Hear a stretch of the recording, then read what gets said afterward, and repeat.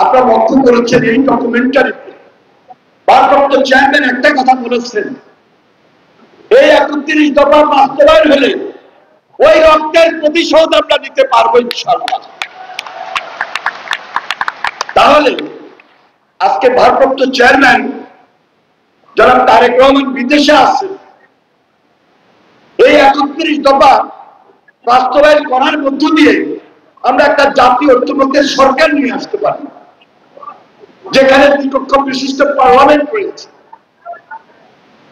নিচের কক্ষে নির্বাচিত প্রতিনিধিরা থাকবেন এবং উপর কক্ষে যারা নির্বাচিত হতে পারবেন না শ্রেণীভিত্তিক বিভিন্ন রাজনৈতিক দলের নেতৃবৃন্দ সেই উপরের কক্ষে যখন বসবেন তখন এটা একটা সমঝোতামূলক অথবা ঐক্যের মধ্য দিয়ে জাতীয় ঐক্যের সরকার গঠন করা যেতে পারে। কিন্তু এই মাইনুদ্দিন চৌধুরী রিয়াজ তার বক্তব্যে পিয়ার পদ্ধতি নিয়ে জামায়াত ইসলামের ভূমিকা এবং যারা ৮৬ সালে ৯৬ সালে বিভিন্নভাবে শুধু আমাদেরকে অসহযোগিতা করে নাই, পুরো জাতিকে অসহযোগিতা করেছে এবং হাসিনাকে টিকিয়ে রাখার স্বার্থে তাদের সঙ্গে থেকে জাতীয় বেঈমান হিসাবে আত্মস্বীকৃত বেঈমান হিসাবে তারা এই বাংলাদেশে প্রতিষ্ঠিত হয়েছে। সর্বশেষ মনে রাখেন, এই যে ১৭ বছর এই যে ইসলামী শাসনতন্ত্র আন্দোলন, চরমোনাই পীর বলে, পীর নয় ভণ্ড, তারা হাসিনাকে স্থায়িত্ব দিয়েছিল।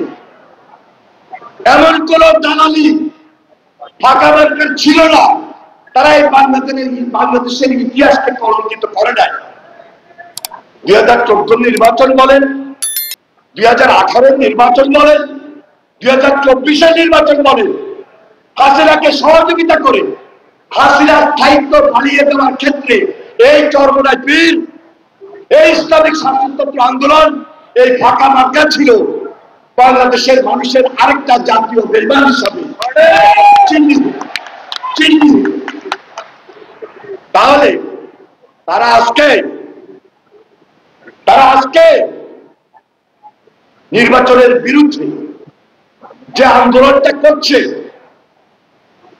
১৭ বছর আমরা যখন লড়াই করেছি, সংগ্রাম করেছি, তখন তো আমরা এই পাকা মার্কাকে খুঁজে পাই নাই।